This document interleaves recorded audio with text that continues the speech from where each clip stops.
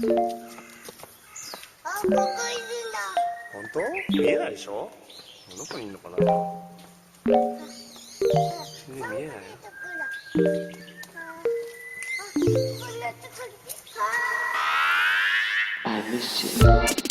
What's good, Internet? It is April 28th, 2017. We are coming to you live from Lobby 1. This is Waypoint Radio. It's spring outside. Yeah. In New York City. I ran here. They're drilling. They are. Probably for more spring. They're like, oh, this is good. We've got to keep digging for it. Drilling for your spring. But I think they may have hit our internet because our internet dipped once earlier. So we could drop again if you're watching us live on Twitch because they're coming for us. They're coming for our internet. They don't want you to hear this pod. Yeah, this is like Waypoint Pirate Radio. Waypoint right Pirate Radio. Yeah. Welcome to WPPR. We should make pirate noises then. That was my like internet pirate noise. PPR. All right, Rob Zachney's with us. Hey, what's up? I'm not sure either of you guys know what pirate radio is, but I appreciate the thought. That's the sound that internet pirates make. Patrick Klepek joining us also. I'm here. I'm shielding my eyes. Good. Same, always. Let's just do this. Like Hinox. We should have cosplayed as our favorite Nier characters, Patrick. We just put on the blindfolds.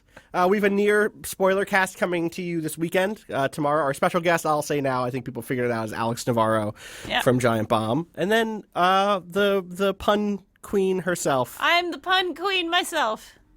Danielle Riendo. Thanks. Joining us on this beautiful spring day. Where we're going to talk about video games. Yeah. We all played video games this week. Sometimes we get to Friday and it's like, what did you guys do? Oh, meetings. Everybody did meetings this week. Meetings and edits. And like invoice processing. And then this week what we did instead was, what if we played video games? Yeah, it was great. Patrick, what have you been up to? What have you been playing? It's video game week at Waypoint. At Waypoint, yeah. We got a theme week coming. I'm going to run this up to sales real quick and see if they can do anything with this theme week. Yeah. Hey, guys, I think we're doing a week about this little thing called video games. Interactive media. Could you guys go to like a candy company or somebody who makes hamburgers and sell that, maybe? Yeah, pretty much. Video games. Sick burn Play right 'em. there. It's good. Patrick, what have you been playing? Well, I literally just before we started this podcast this morning, I sat down and finished. Was it What Remains of Edith Finch? Is that the title? I know Edith Finch. That's the full title, remains? right? What Remains? What Remained? I believe so. What Remains? What thought it was remains? What of Remains. Edith? Yeah. I'm looking at Steam.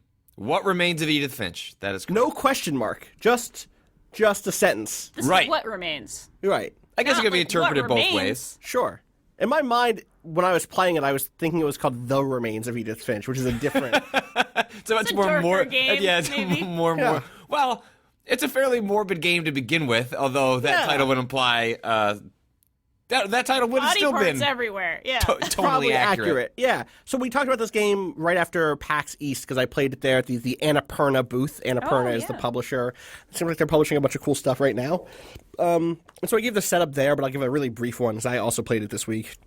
What Remains of Edith Finch is a game in which you are playing as a character named Edith, who is returning to her childhood home, which is this strange kind of like magical, very like young adult magical realism styles, right? Like kind of like, it feels like a Lemony Snicket's or a Dr. Seuss almost, like houses on top of houses spiraling up into the sky. Lemony Snicket is a good, I think, touchdown for that because like, Lemony Snicket has sort of a not snarky, but like it's not even dark, but it's like, you know, like Tim Burton light sort of tone. Quirky, yeah. Totally. And you're going there, it's the first time you've been back since your family moved out after your brother died. And you know that in the first like 5 minutes, and you're there to kind of figure out the mystery of your family, of the Finches. And you know, you go and you hit the pause button and you see a family tree with all of these different characters, their names, right? Like, oh, here's Lewis, here's Sam, here's all of your family members.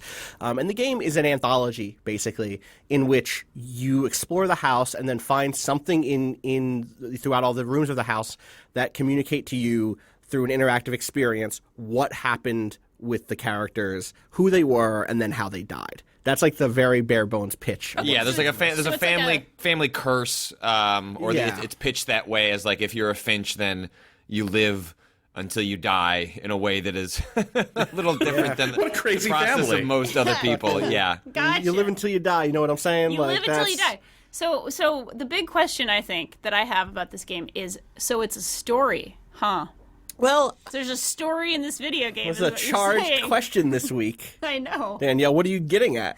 I'm getting at, does this relate in some way to the fiery piece that went up? Let's go to a fiery piece that went up from a certain... Not a hot take. Not a hot take, a fiery piece. It's an alternative to a hot take.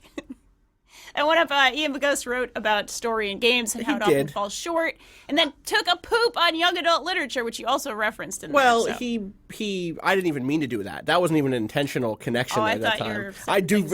The story also does just remind me of young adult fiction, which is not a diss at Edith Finch. That's the thing. I think there's a big conversation that be had about story in games. Yeah, which both you and Patrick wrote about. We did. But I almost want to I think let's start with this game though. Let's start with this game. Right. Let's tease out more of this game. You know, I think if this game follows in the vein of Gone Home.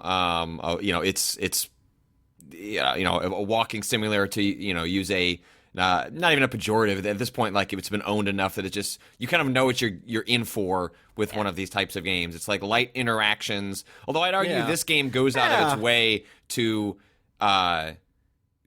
You're essentially the way the game is set up is it very cleverly is displaying dialogue in front of you. Like, you have this book with you at all times that gives you a sense of the family tree, and then there's this text in front of you that is contextualized in the world. Like, it'll like the dialogue will be alongside something that you should go investigate, or it's leading you towards the path that's next, or if there's wind in the area, like, it will kind of float with the wind. Like, the game does some interesting ways of trying to impose the storytelling on the environment in a way that is sort of evolving something that was begun with games like Gone Home and Dear Esther. And furthermore, like, the actual sequences that you're going through, like, the way it often works is that you encounter someone in the family tree's like room or some sort of something that they own, something that represents them. There's some sort of letter or poem or something left behind that tells a story. And in a lot of games, if I was like to translate this to Gone Home, you would pick that up, you would read the text, and then you would move on. And so what Edith Finch does is tries to visualize and present a lot of like what is present in a lot of these games, which are like diary entries, and visualizes them. It makes them something you interact with on not a really like consequential level, but like just enough that you feel like you're, like, for instance, one has you transforming into an animal and like a cat that's like jumping through trees, or another one where you're... I said that one a couple weeks ago. I don't want to like... That's really cool. There's definitely a thing here. It's like, I don't want to spoil them. Right. But so if you want to hear about one, you can go back to the episode that was right after PAX East when I talked about What Remains of Edith Finch, because I give a pretty good rundown of the first one of those in the game. And one of the things that's interesting for me, Patrick, is often it's not just representing what the letter or whatever it is, right? Like, you'll find a poem and the poem will be about a thing, or you'll find a letter and the letter will be about a thing, or you'll find some legal documents. And what's represented is often like 2 steps removed. So you'll find a legal document about an event and a letter attached or whatever, and then what you will see will not necessarily be the thing that's depicted in the event. It will be the catalyst that leads to that letter, and even that event will then be seen through the lens of the imagination of one of the characters. Who's kind of like putting them, understanding the event in this way that you don't always know if it's there's like multiple levels of an untrustworthy narrator, right? Where you're like, okay, is something really magical happening here, or is this like materially the thing that happened? When we talk about having a cursed family, like, what do we mean? And I think it often is really surprising in some really cool ways. Like, a lot of these little mini vignette, like, interactive moments are do really clever things with controls. Mike Diver wrote a piece about this game for us in which he basically says, like, this is one of those great examples of a game in which the mechanics help deliver the story, and that the story would not be so effective if it weren't for the level of interaction that you have with it, even though it's also an incredibly linear game. And it does really smart things with changing, without getting into what it actually does, like, it changes like visual aesthetics in like radical ways, and presentation in radical ways. Like, the game is largely presented as a first person. You look around and you hit a right button to interact with an object, but without getting to exactly how it changes things, like there are like radical shifts in the way it presents different narratives that are like could only like you could present it in different mediums, and maybe this gives us a tangent to talk about some of the other stuff this week. But the nature of like you interacting with it like imbues it with more meaning in a way that I really enjoyed. And also, like, without explicitly saying what it is, I did not expect to play Edith Finch, a game that is like pretty somber and quirky, to have like one of the most iconic horror movie soundtracks of all time just suddenly show up. Not gonna say let's not talk anything about it, but what I did you just think want of to that say segment? it's the level of surprise, that kind of surprise where it just the game takes a left turn, and commits, and it works. Is present in all sorts of different ways in the game. Like, it really commits to like, okay, if the base idea of these games is your first person looking around, what else can we do with that? And I think part of the fact that it's as short as it is a it's like 2-hour game. At most, depending on how.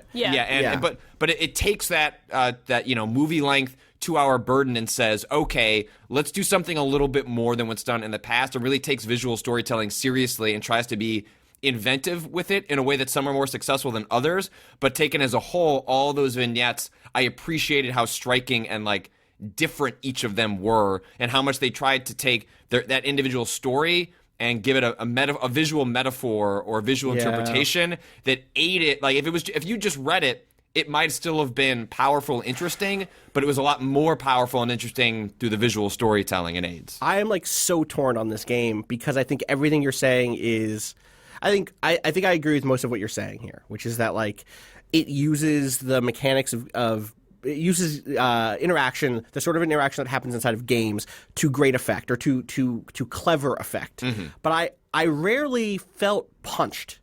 I rarely felt moved. There are moments that I'm like, oh, this fucking blows. This is there's one in particular. Yeah, that's like there's shitty. one. There's like actually, I think it's a chain. I think there's a 3-step thing. There's like the relationship of a single character to 2 other characters in his life, and that chain, or 3 other characters in his life, really, that is really strong and like and encapsulated, and would have made this morning. Someone in chat, I think it was Joel in our Discord chat, was like, "What Remains of Edith Finch sounds like a Netflix original drama," and that like 3-part chain would have been a great episode of a Netflix original drama about that one, or a great like mini arc about this character named Sam. And the relationships that he has with other people. But I never, outside of one part of that chain or 2 parts of that chain, I never like left going like, oh, like I never had that moment that great fiction often gives me, which is I need to go for a walk, right? Like I need to go decompress, or like, oh, this linked back around and grabbed something that it set up, an hour and a half ago, and now I feel like it pulled this hook that it had in me, and I didn't know it had placed that hook, and now I'm hooked, and like, whoa, I lose myself. Like, great fiction devastates me.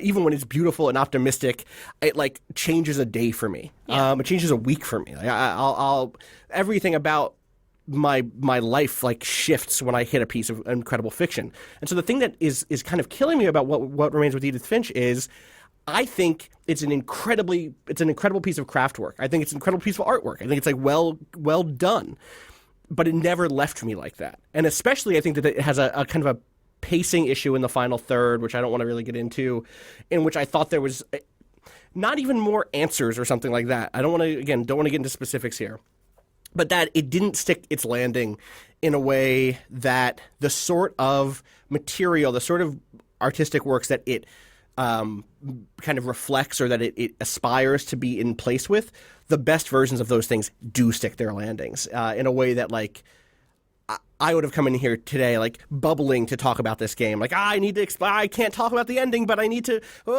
I just didn't have that here, and I think that to me ends up complicating this entire debate this week around story in games. Sure. Patrick, you wrote a piece. I'm sorry to just keep going back and forth with Patrick, but like I want to get into this deeper story conversation. Yeah, so please. Can you set up the Ian Bogost piece and kind of the conversations that blew up around that?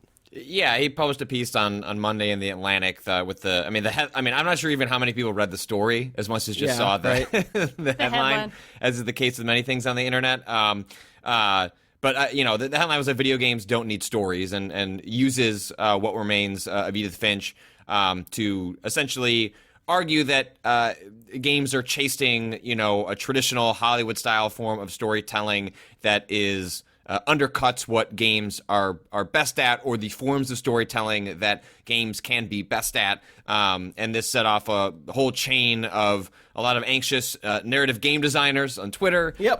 It set off a whole chain of people who enjoy the types of games that Ian was critiquing, like Edith Finch or Gone Home, and that I think his piece is less harsh than the headline, but I would also imagine that Ian would stand by that, because this is the same person who wrote. Who's an academic. Also, he's an academic. Like, his writing style is like purposely condescending, is I think what it sounds to like the average person. Right, like when I published a response piece, and like when he retweeted it, it was basically a sort of like I don't remember exactly what he wrote, but it was basically like an image of him steepling his fingers as if like, oh yes, I've pushed the world into discourse. Like, I've made people talk about this thing. He's always struck me as a bit of a gadfly, and a bit of a like, he's here to like bite your ass so that you respond. Yeah. And that it's a teaching style. Yeah, and it's not my favorite one. I don't know. Me either. Ian Bogost, I would not be here if not for reading stuff that Ian wrote a decade Unit ago. Operations. Right, Unit Operations specifically, Persuasive Games also. Like, I wrote this week, and I did a video on Flower, Sun, and Rain. It was a Suda51 directed game, and said that, like, that's the game that got me back into writing about video games after taking, like, a year and a half off. When I went to write about that game, where I went to try to understand it was Unit Operations, a book by Bogost that helped me find the grammar I needed to dig into games and understand them thematically, and, like, in terms of what they're actually doing as games. So, like, lots of respect for that dude. Also, at the end of that piece, he argues, like, the only way for games to become the medium of a generation is for them to stop aspiring to include narrative. And, like, that's not the most productive argument you could make. Yeah, and the argument I made in my piece was that even if that's true, right? If we like fast forward 300 years from now, and video game narrative designers determine, actually, yes, video games as a medium are fundamentally flawed in this sort of narrative storytelling. Like, the argument I made was like, well, we don't have a choice here. Like, video games are an increasingly, and already are, like a medium of choice, whether you want to define it as for a generation or whatever the case. It is a important medium in which people love video games, people love stories, and people have shown that they love video games telling stories. And so video games don't have a choice but to approach that problem from different vantage points, different perspectives, right, and to see where that takes them. And that's why I like the quote from Charles Pratt that I have in my article. He's like, well, music and opera are both flawed ways to tell stories, but they're still interesting mediums to tell stories. And I thought that right, that's a perfect analog. Is like, lots of mediums may tell stories that would be better quote unquote stories, whatever that right, means, if like written down in a book or said in a poem. But if, the artists that exist that want to create in that medium, and the people that prefer or enjoy that medium, they look for stories too. And so as a result of that, video games will and must tell stories. And then the responsibilities for video games to figure out how to do that. Totally. Rob, you're someone who plays lots of games that are about history and about historical narratives. Those are stories you've heard a billion times, whether they're true or false, or whether they're true or fiction. You've played games about the storming of the beaches of Normandy on D-Day, and also have read great historical accounts of that event and of a billion other events. But also, the thing that's interesting to me about the games that you write about and talk about and podcast about is that they don't have traditional stories. How did this argument strike you? Like, they don't necessarily have the, oh, and then there's this character who we follow through their events through the war necessarily. And Bogost strikes me as appealing to the sort of player like you who likes those sorts of games that aren't necessarily narrative focused. How did his argument strike you, and do you think there's any connection there?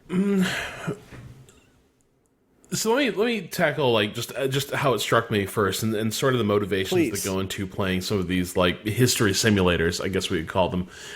Sure. There is, like, if your only understanding of history comes from the games people make about history, you're not going to have a very good understanding of history. Like, you're going to come away pretty convinced that, like, Confederates and Nazis were both, like, fucking awesome soldiers. And it's a damn shame that they got overwhelmed in the end. But yep. I think the other thing, though, is that when you do come to it with the context of what it's sort of trying to model and simulate, there is still something qualitatively different about the experience then of exploring the same space that you've read about. I can read really tremendous books on the Battle of Gettysburg, right? Right. But when I'm playing Scourge of War Gettysburg, which is this game that sort of tries to put you not in command of the whole army, but in command of, like, subunits within the army. You're not Robert E. Lee, you're, like, 2 rungs down from Robert E. Lee. And so you're playing the small corner of a much bigger battle. And this has happened to me. There's this one moment in particular, on the first day of Gettysburg, I'm playing this Union brigade that arrives in the second wave to sort of resist the Confederates. And I'm doing really well. And I've really, like, cleared my sector. I'm kicking ass. And I turn around, I pan the camera to the left, and there's all these blue soldiers, like, just running like hell.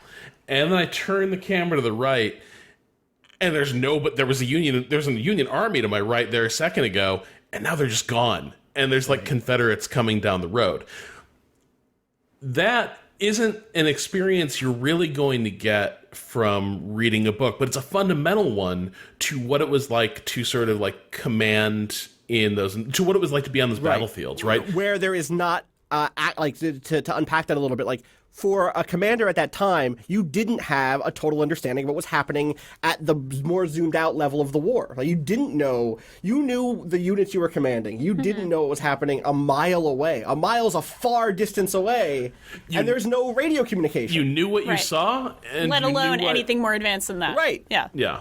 Yeah, like you could see, and you could have dispatch riders come, but you're not going to get that from reading a book, because a book, you're still going to read about it, and then you're going to see a map, and the map is going to imprint this idea of the thing being readable and under control to its participants in a way that is completely false. But you live through that in a game, and suddenly the experience becomes comprehensible and relatable in a way that it wasn't before. And I think games that let us explore just about anything have that ability to, that in the act of exploring something, in the act of living through some sort of facsimile of something, it does offer us a different relationship that is valuable regardless of whether or not the story is told better or worse. Well, so, like, that's the sort of argument you're making, or the sort of experience you just relayed, is what I think Bogost does want games to do, right? He does see that sort of moment as leaning into the unique qualities of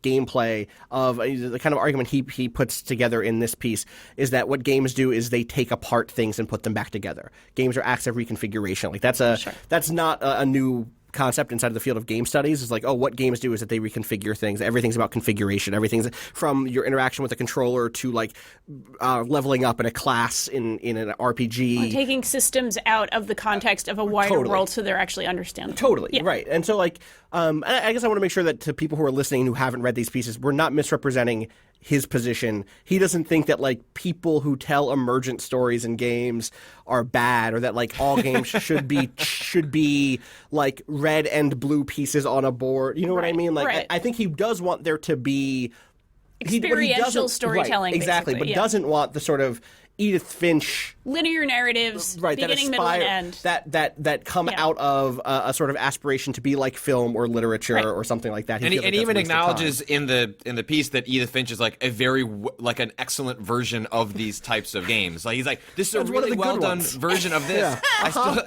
He's like, I don't necessarily want this to exist, but it's a good version of a thing I don't like. Yep. And that's such a tricky thing. And the thing with Edith Finch, the thing that's difficult for me, especially like think about the last few weeks of conversations we've been having about Stellaris, about like we're doing the permadeath streams, which are all about bringing your own, finding your own narrative through systems like clashing against each other.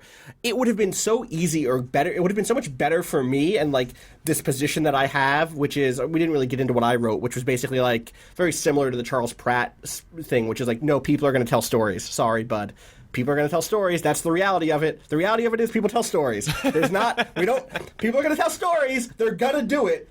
Yeah, those teens are going to have sex. They're going to have sex. Teens we should give them the equipment and the tools to do it we right. Should pretend there's a world in which teens aren't going to have sex and then talk about it. Right. Those are the two things. Yes. Teen sex, death, taxes, teens talking about death, sex, and taxes. Stories. Yeah, exactly. That's it. Teens love taxes. Teens love taxes. I mean, hashtag teens love taxes. Austin, there was an interesting point that you made when we were discussing this, and as you were like formulating your idea for your piece, was like, and how much like story and characters imbue motivation for players to interact with systems. And like the one that you mentioned that stuck with me was like Halo, right? Like Halo is like defining characteristic other than having like really good like left trigger right trigger shooting is right. Well, like, the way it revolutionized like artificial intelligence or our interactions with artificial intelligence, like and the reason that's interesting is because of the context, story, and motivations for you to interact with that art. You can appreciate that artificial intelligence, separate when you go back and think about the individual narrative. That gunfight. Oh, wow, the elites moved around on an interesting way, and they flanked me. That was the first time I've ever felt like that. And I have a million stories of like, me playing like Halo Combat Evolved like solo on Legendary when I had hours to commit to that. And like I don't remember those stories now, but I had a million stories that were built out of like those amazing combat encounters I had. But like, if you were to break that down into wireframes and little things running around, like while it is technically the same thing, I don't have the emotional motivation to want to interact with the systems. And so like story imbues systems with purpose for the player, and I think that's also a like separate important like reason for storytelling is for you to appreciate systems. Yeah. So that ends up being the case that I make is like, instead of asking why are stories a problem for games, I flip it and say like, hey, what problems does including a story solve? And for players, it's like, oh, right, Master Chief. I get to be Master Chief. That's who I am. I'm not a gray box with a gun. I'm not even just a space marine, which I don't think Bogost would have a problem with like a loose theme like dropping on. I'm Master Chief, and Cortana is going rampant, and I need to get to the end of this thing, and I need to stop the flood, and like it papers over a lot of the bits that like maybe would seem like rough edges. It makes you say like, oh, well, of course I can only hold two guns even though I'm the master. This is just the way it works. This is the way it works. That's how it is. This is the world. I'm so bought into this world. And then it also does something for designers, which is like it can encourage a certain style of design or like a fictional world or a story. And encouraging role play in certain ways as well. Totally. Yeah. And then the big one that I only talk about briefly is like, yo, if you're a publisher, it's way easier to sell Master Chief.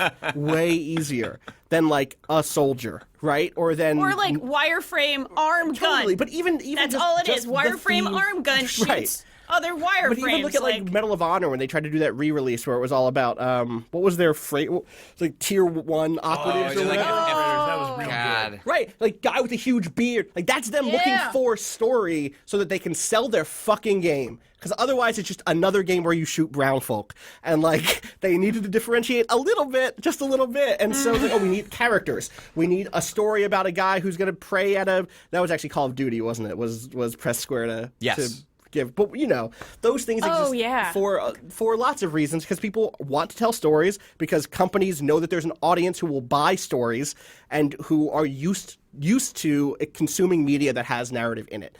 Obviously, there are players, and I think, Rob, you and I can speak to that as people who play strategy games, and you as someone who follows esports, where like, no, what I'm really into is this mechanical interaction and competition and like who wins and who loses stuff. But like, all of this is to say, I wanted to come in here today and be like, that fucking Ian Bogost guy, he played Edith Finch. He can tell that stories are the best things in the world. Fuck off. But I can't do that because I like Edith Finch. I'm like way more mild on it than I wanted to. Okay, but I want to like say like it's a like it tells like an interesting, touching, like in and out 2 hours. Like, I also don't want like you to like. I don't think I was. I don't want the takeaway for some people to be that like, well, because it didn't make you sit down and rethink your week. That like it's not interesting or touching. Doesn't have value. Listen, I beat that game and read those reviews and did not have the experience those people had. So like, which is by what I mean is like, you will probably like this game more than me, most people.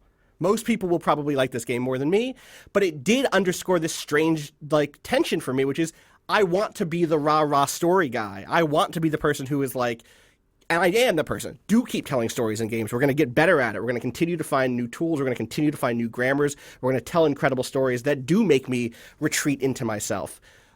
But Edith Finch wasn't that for me, and the difference between me and Bogost isn't that I think all stories and games are good. It's that I think they kind of suck too, but want us to fucking build go build stuff, do better. Like, don't, instead of giving up and saying, right, oh, whatever, this isn't the best thing, so give up on it. Be like, no, figure out ways to actually make things better. I want the people I want someone right now who's playing Edith Finch who walks away and goes like, that was fucking incredible, to then go make their own thing that thing is the thing that's going to get me. Yes. You know? So, yes. I have one thing. Oh, yeah. Go ahead. Rob, go ahead. No, you. I was going to say, I just want to read a brief part of this piece, sure, and I want to tell you why I take umbrage with it. Okay. Are you ready? Let's go. All right.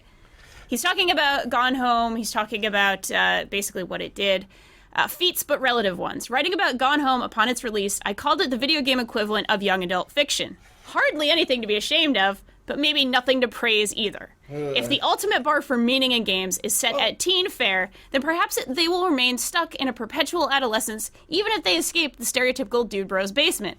Other paths are possible, and perhaps the most promising ones will bypass rather than resolve games' youthful indiscretions. I got very mad when I read this piece. Again, agreeing that most games don't do linear story all that well. I can think of a few, but I also hate the argument of like, oh, we hold up the same 6 games and say, well, like, the story in this was great. Like, we don't have to do that. We don't have to go to reductive arguments like that. It's fine that there are some examples that prove, the exceptions that prove the rule kind of thing. That's okay. People are still figuring these things out. I'm okay with that process. What I take serious issue with is just the kind of vague whiff of sexism and I know what's good.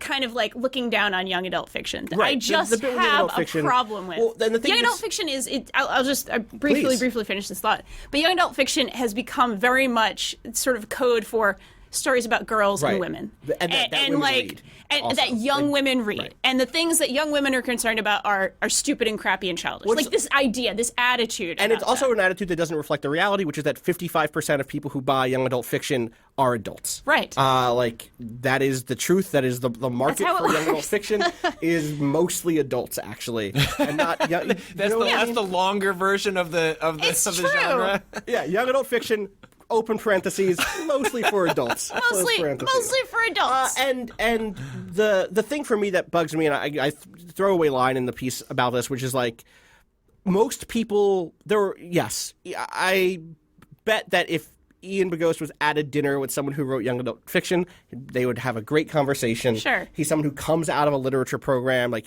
that's what his PhD is in comparative literature. Like I bet he'd have an okay time there. I think he probably has it. I think in his heart of hearts, he probably understands what that field is like.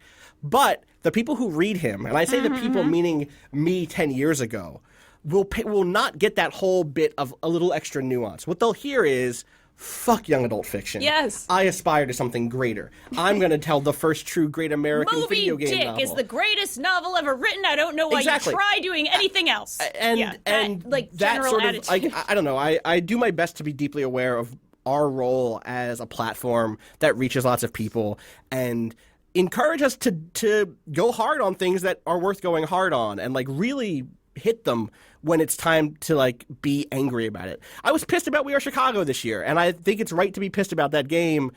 I also don't think the entire field of young adult fiction is as easy of a metaphor for why this other thing is bad as he thinks it is. Right. And there's also a tendency in I'm guilty of this as much as anyone else, because I think as a publication, we are on the side of video games should tell better stories. We like storytelling in video games in all different forms. Right.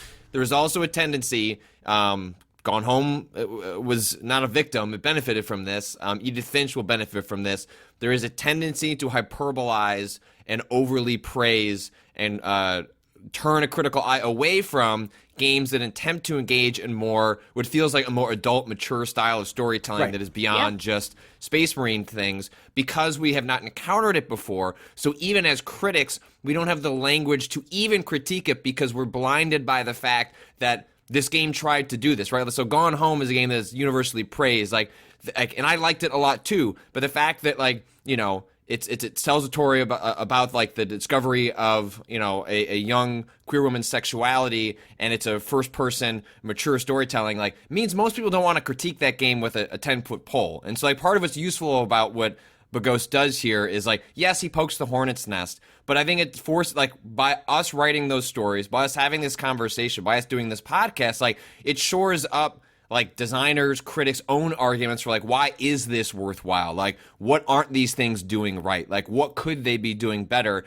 Because I think we have a tendency to give games like this credit for trying, and because we so desperately want more of this, and not necessarily always being as critical as we should, just because it's more of aspirational than it is necessarily a direct application. Oh, it's tough because I think one of the things that we all talked about before we launched Waypoint was we took as a founding principle that games are art and that games are a deeply important medium for our generation. And by that, we meant that we didn't want to have those fights anymore. Those fights are boring. If someone pitches me a story about like, oh, well, this game proves that video games are art now and they deserve the protections of art. Like, boring, done. No, we're not having that fight. If you have that fight, you've already lost. You're already framing this as a thing you could lose. Like, no, we are having the second step, which is like, okay, well, like, what works about Edith Finch? What works about Virginia? And now that we have Edith Finch, now that we have Virginia, now that we have the Firewatch, now that we have this whole, era of walking simulator games, hopefully we're getting into the place where we can take scalpels to these things, can move past our excitement over the fact that they are telling stories that are not just Space Marine stories, and begin to figure out what makes them tick and like what really works for us and what doesn't. Like, for me, of the set of games that we've talked about that are in this kind of broad environmental storytelling thing, like Gone Home is still my favorite of that set. Yeah, same. But like a weird thing is like I think I like Virginia, a game that I walked away from way more ambivalent than I think I walked away from Edith Finch in terms of pure craft. Mm-hmm. Like, I think Edith Finch is way above it in terms of like, oh wow, the mechanics here are really communicating something. I think I like Virginia more, and I'm happy to have that experience so I can kind of try to unpack what happened there. Well, Virginia just like it bites off a lot, and like that's the I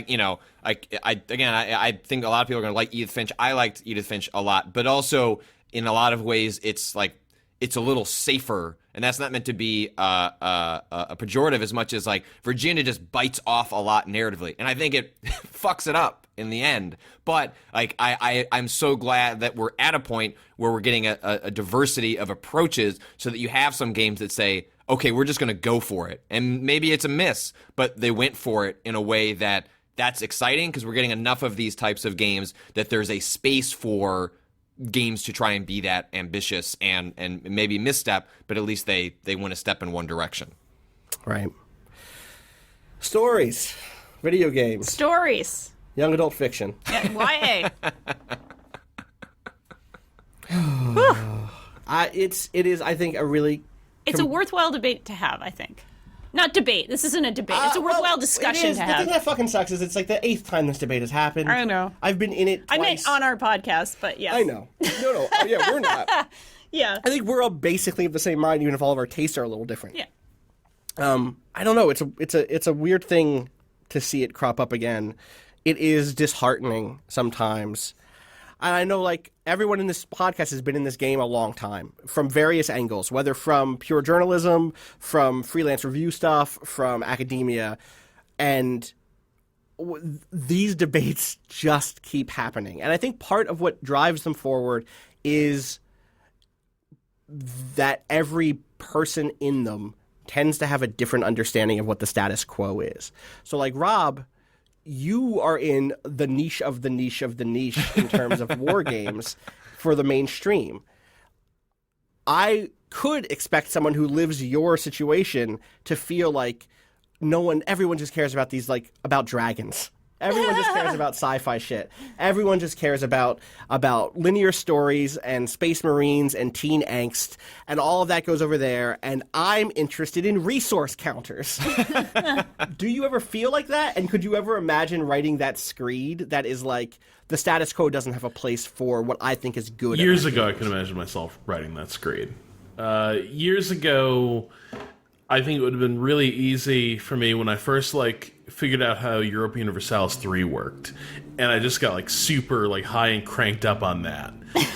I could easily imagine myself sort of writing that look at you silly people with your narratives and then sort of praising to the sky these world simulations, these mechanics. Now I play a lot more. I've seen that version of game a million times too. But the other thing is, the more I play, the more I like, and the more the borders between those experiences break down. So the example I used a minute ago about the being the general on the Battle of Gettysburg, on the battlefield of Gettysburg, that is driven by systems. At the same time, there was a scenario designer sort of scripting that. It was a semi-authored moment, but the effect, the thing I'm still doing in that game is exploring a space. Now, it's not a traditional narrative space. I'm not opening cupboards and it's not necessarily environmental storytelling in the way that Bogost is sort of framing it, but at the same time, I just don't see the hard dichotomy anymore. Right. I just don't for me, I see there is a continuity between me playing that war game or me trying to figure out what to do on the eve of World War II and Hearts of Iron, and then what I'm doing in a game like Gone Home. I can see there is a commonality to that experience, expressed very differently, but I just don't completely get the value of the distinction. I think that's what, because if you can get so reductive about this and how games function and how they express meaning and tell you stories about their worlds, that eventually you end up, I think, in a really boring place, which is, well, why make anything? Why isn't the history book? Why isn't this a documentary? And I don't find that the most exciting place to go, because for me, the reason you do it is in that act of exploration. It gives you the ability to step into worlds and stories that, in a way that you couldn't otherwise. And imperfect though they may be. Yeah. Right. Yeah, I think that the thing that I keep coming back to in all of this is being a realist about what people do. And we, for whatever ridiculous reason, have all decided to be at a video game website and to play video games. That is the thing that pulls us, even when they're not necessarily the best. I played Edith Finch last night instead of watching Legion, and I hear Legion is dope. It's pretty good. You know what I mean? I played Edith Finch last night instead of, re-listening to the Kendrick Lamar album or listening to the Mary J. Blige album that dropped. I'm going to listen to those things. I'm going to find time for those. But when I had this little 2.5 hour chunk of time, I was like, I want to figure out what this thing is. And that's just how people are. And I always would just rather start at that point and then figure out why we do the things we do and how to do them better than to try to make hard cuts. I'm also not writing for The Atlantic. I'm also not writing for an audience that doesn't understand what games, the state of play for games. That is also part of what makes it frustrating. Yeah. Is that I would love for somebody who is a realist but also an advocate for trying, for making things better, for actually going on a limb creatively and doing something interesting, even if you do fail. I would rather that advocate who also has the same intellectual rigor as somebody like Ian Bogost, I would rather that person be writing that for that audience, if that makes sense. And so the thing that's tricky there is does that feel like cheerleading then?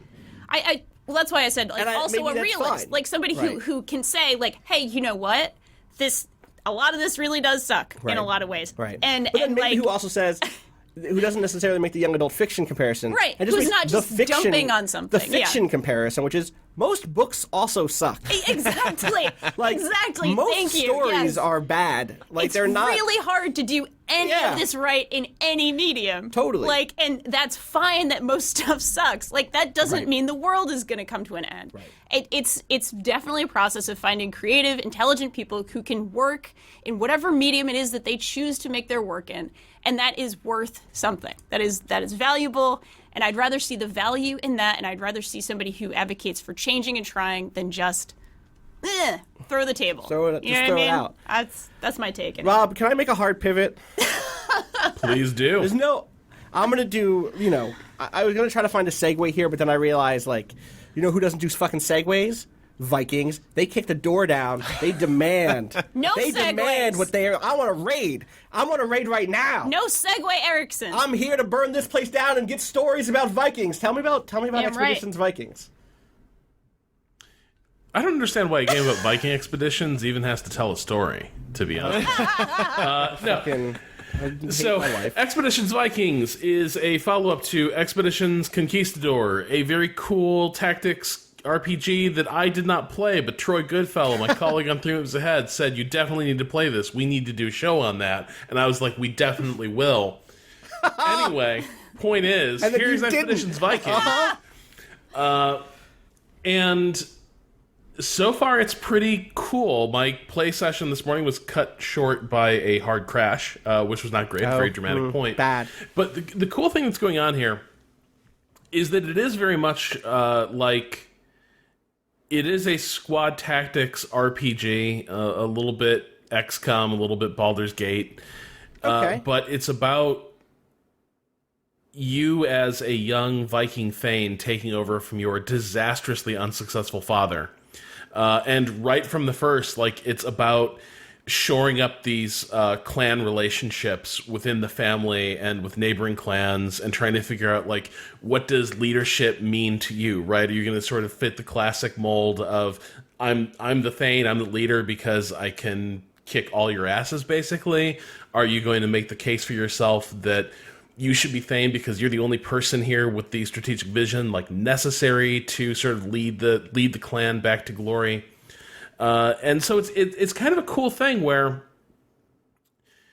in between, even before you get to the battles, there are a lot of systems in place to get to drive these relationships, to open up options that might not be open to you if you were just sort of your standard Viking berserker character. So it was really neat. Right in the opening, the first thing you do basically is work the room at your father's funeral feast and decide how you're going to deal with an early challenge to your reign from some disaffected clansmen. And then you have to deal with a far more significant threat, which is your uncle is going to be making a play for the title and control of the clan, and he's going to kick your ass. And so how are you going to get out of this, right? How did you get out of it?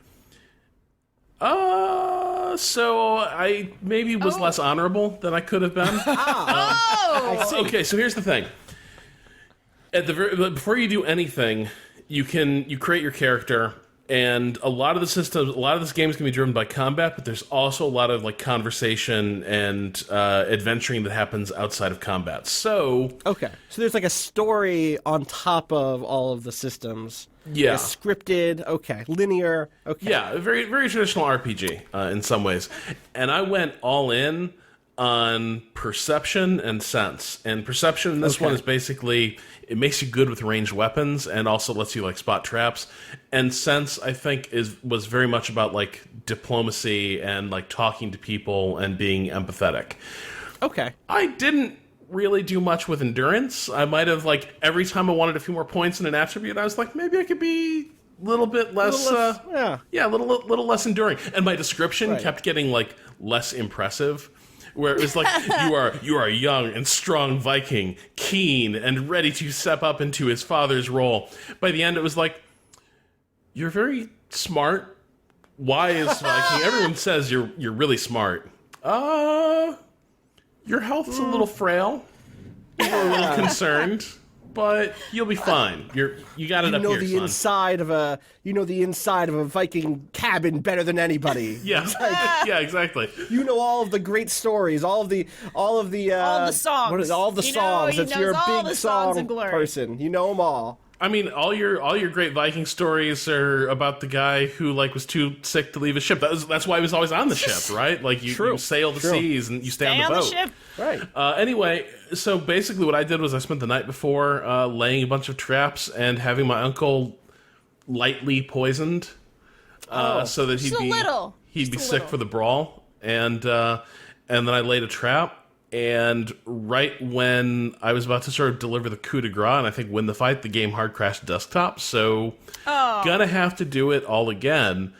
But I really did enjoy the combination of pretty decent tactics game, but also a lot of Dark Ages politics. There's a little bit of Crusader Kings, a little bit of the Last Kingdom in this game that, in a way that I'm really, really digging. Awesome. Nice. That sounds okay. If I had time for Vikings, I might check that out. I definitely think it's an Austin game. I think it might actually be a Danielle game too. Yeah. Yeah. There's a lot of cool characters in this one, including the fact that your biggest badass friend is God, what's her name? This one named Naya or something like that. She's actually pounding on the building right now. I think Naya is definitely, she's getting strong. It's how she works out. Yeah. That sounds really rad. I'm into that. Yeah, she's the character who's constantly no, let me fight that guy for you. And I was I don't know if that looks good. And she was it'll look great. I'll kick that guy's ass. Trust. I'll make it look great, honey. Yeah. I got this. Yeah. Speaking of Danielle-style games, Danielle played games this week. I played a game that wasn't even Breath of the Wild, even though I played more Breath of the Wild, and it is called Pinstripe. So the thing that's really cool about Pinstripe, let me paint you You're a picture. a mobster. Let me paint you. In a pinstripe suit. It's so much weirder than that. Oh, okay. You are an ex-priest named Ted. You have this cute little daughter named Bo. It's a 2D game. It's sort of an adventure platformer. It's like The Cave. It's a little bit like Night in the Woods, but a little more puzzly than something like Night in the Woods. But you're definitely running and jumping on things. It's not you're not inventory management, juggling that. It's kind of like a platformer, but it's very much like an adventure game. Okay. You're going to get a thing, and that'll kind of bring you to the next screen. That sort of thing. Wait! You're an ex-priest with a daughter. Yeah. How do you think you became ex, Austin? Maybe you're not a priest. You're some kind. You're wearing. There's a cross. Okay. Maybe you're I don't know what denomination. Maybe you're a vicar. Yeah, I don't know. You're something. Totally, you're some clergyman. And an evil, terrifying guy named Mr. Pinstripe kidnaps your daughter, brings her to hell, and you have to go through hell, frozen hell mostly, but I think there might be some fiery parts. I'm not quite done with it. Okay. I played 90 minutes or so, which I think is most of the game. It's probably going to be a 4-hour game or so. I guess that's not most, but a good chunk. Yeah, you got a chunk. I played through a good chunk of hell yesterday. Let me just say that. It's just really well designed. It's really beautiful. It's gorgeous. It's really, really beautiful. Describe what this looks like a little bit, because it's very sort of painterly, and I would call it. I guess we already kind of used the Tim Burton thing, but it is very early 90s Tim Burton, the soft edges, that sort of very expressive animation. There's some gory here. Very, very gory. Yeah, Edward Gorey. Edward Gorey. Edward Gorey. Yeah, it's a lot of good sounds this week. You gotta get a good one in there. The thing that's really cool about this game, not only is it very well designed, the puzzle solving is pretty light, but it always feels clever, which is a very, very difficult bar to sort of hit, I think. To make puzzles that are pretty breezy, but you're never just oh, whatever, I'm just gonna click on the thing and the thing will happen. You actually have to think a little bit, but just enough so that you get a little that little spark. I'm so smart, that little feeling, which I love. Mr. Pinstripe, you asshole. Yeah, Mr. Asshole. That's his real name. Asshole McPinstripe. Wow. Full name. One of the coolest things about this game is that it was actually designed by one person. And awesome. Drawn, music composed by, designed by. I'm sure somebody else did something, but it's largely the work of one person. And typically when something is made by one person, I love games that are very personal and made by, a tiny team or a one person development studio. I love Kitty Horror Show. I love creators like that. There's an even often, though they suck looming over this sentence. No, not even a little. It's just more that I will be willing to forgive things like a lack of polish or like a very, very limited scope and something like that, because it makes logical sense. One person did all of the things here. It's okay if it's not as a Horizon Zero Dawn kind of situation. But this is incredibly polished and really, really beautiful and very fully, like, it feels like a very full, coherent, full game, not just a sort of vignette, which impressed me quite a bit. Awesome. So. People should check that out. So briefly, I just want to do a thing, which is like the games we talked about today so far. What Remains of Edith Finch? Expeditions Vikings. Pinstripe. Gone Home. Gone Home. Briefly. That's the one with the cupboards. If you were like, what was that game they talk about with cabinets? You opened up cabinets, Gone Home. You drank a cabinet. The game with a bunch of highly realistic X-Files VHS tapes. True. Correct. That game's pretty good. All right, let's take a quick dip in the old question bucket. We can be breezy this week, but if you have a question, you can send it to the question bucket. You can put it in. You send it to gamingadvice.com. You use the subject question. We are going to try to empty out this question bucket at some point. We should clean it out a little bit. There's some good questions. There's a good third of it that needs to kind of... About a third of it, maybe a half of it, we'll get rid of and filter in a bunch of new stuff. Yeah. We also, as always, read new questions on Monday. We dip into the question bucket on Friday. We read new stuff on Mondays. But since it's Friday, I'm going to need a number from 1 till 120. Who's got one? Rob, I can see you. Yeah, he looked very pensive. Looking for a number. 104. Oh, definitely 104. Look at that. That's a great number. That's a pretty good number. I hope. We'll find out. All right. We answered this question already. Good. Because it's about Thanksgiving. It's about how to survive Thanksgiving. Yep. Good. And that means there's a new 104. New 104. Okay. All right, this is interesting. And I'm glad you're here for this, Rob. So this comes in from Garrick in Vancouver. I think that's how you pronounce this name, Guerric. Yeah. Hey, Wayfarers. I heard you were looking for questions about politics and games. So while not specifically political, I wanted to ask you about the interaction between American games media and non-American games. I want to specifically ask about Western games from outside of the U.S., since they seem more likely to be discussed without reference to their country of origin. For instance, Japanese or Korean games. Like, we play Persona 5 and we go, oh, it's a Japanese game. We even call it like a JRPG. Right, but sometimes we're like, oh, yeah, this is from Europe. Shrug. America. Us. That's how we do. While many prominent Anglophone video game media outlets are run and staffed by Americans, many of the Western games that garner a lot of discussion in those outlets are made outside of the U.S. by people living in either other Anglophone countries like Canada and the U.K., or in non-Anglophone countries like Germany, Poland, France, Sweden, or Ukraine. These countries all have different social histories and political cultures, and it seems fair to think that this might influence the content and nature of the games that they create. On the flip side, many of these developers know that the U.S. is the largest single Western consumer of video games and hub of games media, and as such, they work to tailor their games to American audiences, or at least what they think or imagine what American audiences might be. But even in doing so, they are inextricably creating from their position within their own country's social and political cultures. This leads me to my pair of questions. How do you as American journalists and critics approach discussing games that have been developed by people who live outside the political and cultural landscape of the U.S.? And what are your thoughts on the ways that non-American games developers choose to approach American audiences or not, and the impact that these decisions have both on games and gaming media? All the best, Garrick from Vancouver. Good deep question in that question bucket right there. Very deep question in the question bucket. Exhale. Deep breaths.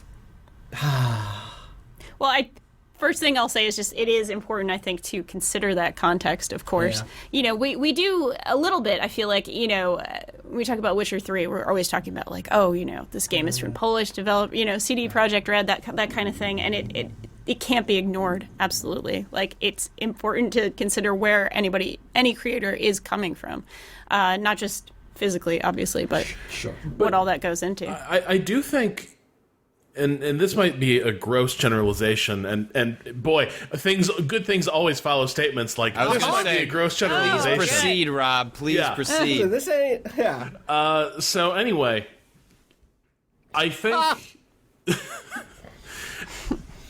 games like The Witcher. So years and years ago, I see it less now, but like in the mid 2000s, it definitely seemed like there was this really distinctive Eastern European contingent of games that were making games that felt way more grounded in other cultural contexts and other referent objects that they were sort of playing off of. The Witcher is an obvious example because it's sort of playing into a novel series that I don't think a lot of people had encountered. But it also gave us games like Stalker, games like Metro, which are really about like the post-Soviet order or lack thereof. And to me, it felt like a lot of those games were specific in a way that a lot of like games from Western Europe did not feel specific. They felt a little more tailored to a broader Anglophone world in a way that a lot of the games that I enjoyed in the mid-2000s from Eastern Europe did not. And that might just be because a lot of the more specific games from Western Europe didn't really find much traction. You weren't like a big fan of like the Froggy Wares Sherlock Holmes games? That wasn't your big Western Europe? But but those are interesting games, aren't they? Yeah, they are, and well, they're interesting. They're interesting too. Sorry, not Froggy Wares, just Frogwares. Just Apologies. Frog. Is that a Romanian studio? I think so. Maybe I don't know enough. But that's interesting. Like, you know, Ukrainian, actually Ukrainian, apparently. Okay, so here we are so again. This applies. Wonder why you got Western European out of that studio name that you out of botched, Frogwares. I don't know what shitty thing did I do today. Add it to the fucking list. No, so like, but I don't know. Like, does anyone sort of like have that feeling that a lot of games that are being made from major studios in the UK, in France, in Germany, aren't necessarily as specific to country They're of owned origin? by American companies a lot of times. Is part of it. Ubisoft is the big one that is right. not. Well, that's right? what I'm thinking. And then I think, of. but the thing is, like with Ubisoft, I think you look at Rayman, you look at Raving Rabbids, and I actually think that is a very like French cartoon aesthetic and sense of humor, and so I think that's one example where I did see that. But that's what makes the Assassin's Creed games so fascinating because, like, especially Assassin's Creed 3, which I wish was a better game than it actually ended up being. But it was like here's a French company doing like a take on the American Revolution, which is fascinating in and of itself. I don't like that stuff is interesting if you like know of the historical sort of background of these game developers, and like part of the reason I like the Metro games is because they are specific, right? Like that's I like the fact that I feel alien playing them because my own perspective has no grounding in a lot of like the social and political constructs that are probably deeply familiar to folks from that region, and like they can pick up on things that I don't. But being an alien to those cultures and those structures is part of why I find those games fascinating. Totally. I think that there might be a line that you could. We were actually just in a pitch meeting where we were having a similar conversation. Someone had pitched us a story about a region that they saw having a sort of renaissance of game developers, but they didn't really in that pitch. And I'm not trying to drag the person who pitched this at all. And we get pitches like this about like, the scene of game developers in X country or region or city or whatever a lot, but they didn't necessarily pitch what the through line was of like. The games that came out of this place all have this thing in common, or there is some overlap in design ethos or convention or something. But I do, now that I'm like looking at who came from where and what different countries produced games in the last decade, I can see certain sorts of like, you look at the games that came out of Germany, for instance, in the last decade. One of the biggest ones is like the Farm Simulator, and like in general, that sort of like very technical, very detail-oriented. Infrastructural, interested in the mechanics of mundane life from a country that has a much different relationship to infrastructure and logistics than what we have in America. There might be something there. But even like the stuff that comes out of like the like Deep Silvers of the world, which are like the X series of space simulators, the Gothic series of games, like they're not JRPGs, the kind of computer RPGs that are really fiddly and really like they have lots of inventory management and they have lots of like a bunch of different stat systems, and many of them come out of German-only tabletop role-playing games. Like Daedalic or something like that, too. Totally. Like the adventure games that come from that region. You're right. Totally. Yeah. There's that whole adventure game, like the kind of German adventure game heritage there. I think a lot of it just didn't translate to us or wasn't marketed to us in that way. When you go back and look at some of the marketing around games like Stalker and Metro and The Witcher, there's a lot of like, this comes from a place. This comes from a very specific heritage that is a little exoticized for you as an American. That you're a little bit like, ooh, you're getting this is what the people from that place really feel, and like this reflects their specific heritage. And that was also true. It happens to be true that people in Eastern Europe made those games, and that's rad. And like, I'm thrilled that they got a wider audience. But there is like definitely a bit of that like in the marketing around those games and in the kind of conversations at shows and stuff like that is about trying to appeal to the Western audience, not by playing up that stuff. It's more offering something different, right? Exactly. You're a little sick of this. Well, let me show you this other perspective that was shown in this game. Whereas no one came to me with Two Worlds 2 and was like, this is a clear representation of continental European fantasy. You know, like this has continental fantasy. I see. Is that like a continental breakfast? It's very similar. I think that's a tough thing. And then I guess as a journalist, it's tough because I am very interested in developers who come from places that we don't traditionally think about development. And also I'm interested in playing games that I like. And that can sometimes be... This comes back to that question that we've all talked about of like, okay, is it the fact that it's one developer? Do we go a little lighter on this? Do we have a better time with it because we know that there's only one person behind it? If this is doing something new and unique, Patrick, like Gone Home felt like it was doing for us, do we ease up on the brake? And it's not even a conscious decision. It's not like, to be clear, when I do that, when I look back and feel like, okay, well, maybe I went easy on Romance of the Three Kingdoms 12. It was just because I hadn't played a Romance of the Three Kingdoms game in a while. Right. We sometimes make those things and later can look back at it and be like, okay, yeah. Or when I said, like, oh, Grow Home was an incredible game, like, part of it was just like, wow, Ubisoft. Yeah. That game was still good. Stop that. That game's great. That game's great. I loved that game. I haven't gone back to it. I'm afraid. What if I go back to it and I'm like, it was fine. It's still good. Is it? Have you gone back? Well, yeah, I did because I played Grow Home 2, and Grow Home 2 didn't work, but Grow Home is still a small, experimental, really great game. We'll see. Okay. Somebody in chat brought up Beat Cop, which... Yeah, that just came out recently and is, unless I'm thinking of a different game than Beat Cop, maybe I am. There are a lot of police simulations that have come out recently. Yeah. Often about American-style police that are made from developers who are not from America. I've missed this movement entirely. What, like... it's like foreign police quests? That sounds interesting. So Beat Cop is very specifically very police quest. It's about 80s cop, like American 80s cop shows. You know that what? is like the most. That's what they say they're evoking. There were not the a most. lot of actual ethnic slurs in 80s American cop shows, though, and there are in Beat Cop. Sure, so I got you. There's like a little. That's bit how of they're like, advertising it. Yeah, I know how they're advertising it. Yeah, I'm just saying, gotcha. That doesn't Did you sound play much promising. Beat Cop?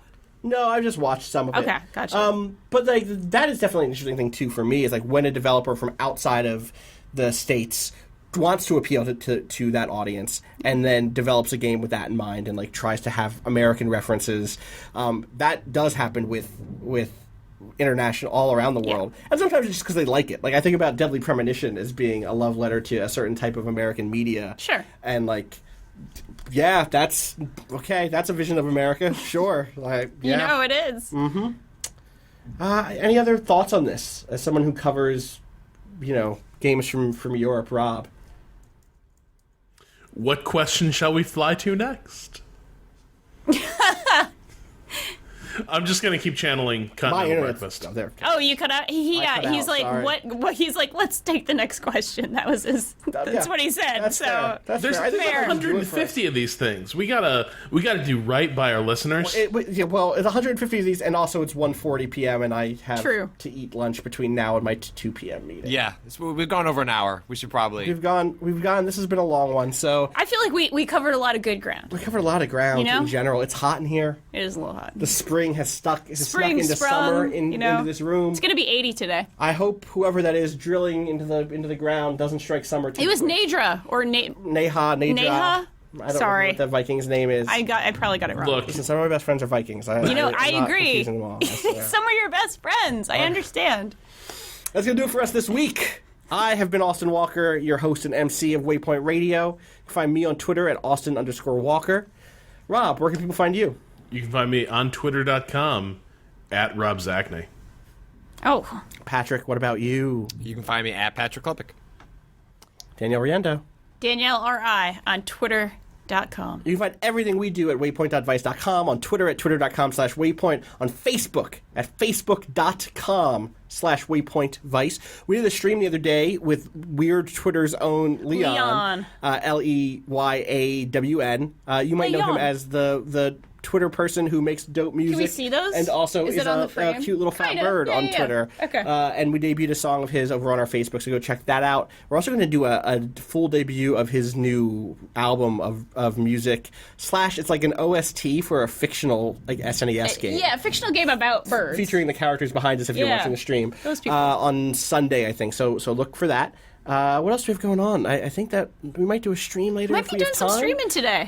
We did some streams over the week. Those will be up at youtube.com/waypointvice and at waypoint.vice.com. Just click on the videos. There's a little bar in the top left. Just say click on. It's called a hamburger. Did you know that? The thing at the top left of a website that is like 3 bars. Like you click on it. Oh, like a menu because it's expands. bun and meat. Red meat in the middle, or not meat, whatever. For me, protein. it would be a veggie. I don't know. Right, exactly. Veggie burger. It could be a veggie burger. And if it's 9 things, if it's like a dot, if it's 9 dots, that's called a waffle. That's called a waffle? Because it looks like the nooks of a waffle. Oh, that's I like see. behind the scenes, right? You pull back the curtain a little bit. Oh, yeah. Curtain is all the way back now. That's going to do it for us this week. Thanks to Bowen for letting us use his song Miss You off the EP Pale Machine. You can find out more about that at waypoint.zone/BOEN. Thanks to Tim Barnes, TimBarnes451 on Twitter. Tim Barnes. Thanks to Dylan Coburn, who doesn't use Twitter because he's too cool for Twitter. He's smiling right now. His finger is hovering over the button to take us to the end card, which means it's time for me to ask Danielle one thing. What is it that we say at the end of the week? Be good or be good at it. Peace.